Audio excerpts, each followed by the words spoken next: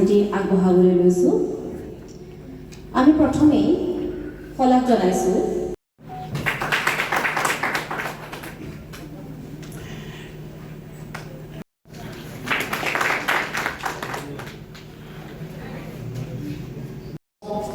this esteemed college and librarian, colleagues, reporters, our students, Dr. Bhupen Hajorika, একাধারে সংগীত শিল্পী, সুৰকাৰ, গীতিকাৰ নিপন হাজৰিকা তেখেতৰ প্ৰথমখন গ্ৰন্থ আমাৰ ক্ৰাছঘাট মহাবিদ্যালয়ত আমাৰ মহাবিদ্যালয়ৰ এজন সহকাৰী অধ্যাপক ডক্টৰ লক্ষ্মীপ্ৰসাদ হাজৰিকা আৰু তেখেতৰ দ্বাৰা NSS সংক্ৰান্ত এখন ৰাজ্যজুৰি উদযাপিত হৈছে। অহা 8 ছেপ্টেম্বৰত শতবাৰ্ষিকীৰ কাৰ্যসূচীৰ পৰিসমাপ্তি ঘটিব। তাৰ মাজতে এই মহাবিদ্যালয়ে সুধা কণ্ঠৰ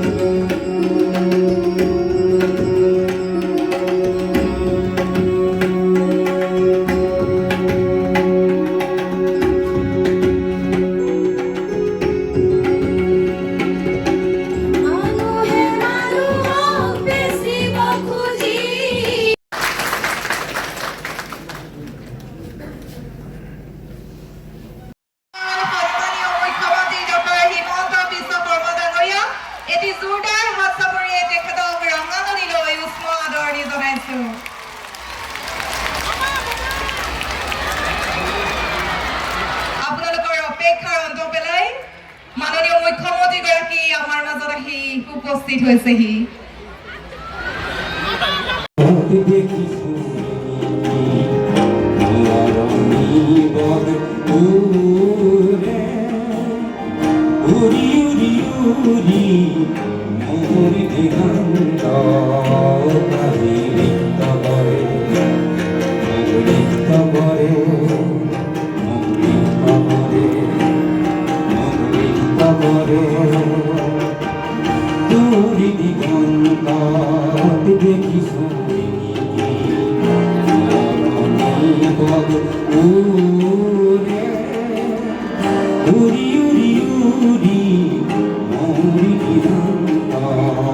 আজিৰ অনুষ্ঠানটো শংকৰদেৱ মহাবিদ্যালয়ত অসমীয়া বিভাগৰ সৌজন্যত doctor Bhupen Hazarika as a pathfinder of socio' cultural and linguistic unity goals and আইডিয়েলছৰ সন্দৰ্ভত মহাবিদ্যালয়ত এই দুদিনীয়া কাৰ্যসূচীৰ অনুষ্ঠানটি অনুষ্ঠিত কৰিবলৈ লোৱা হয়।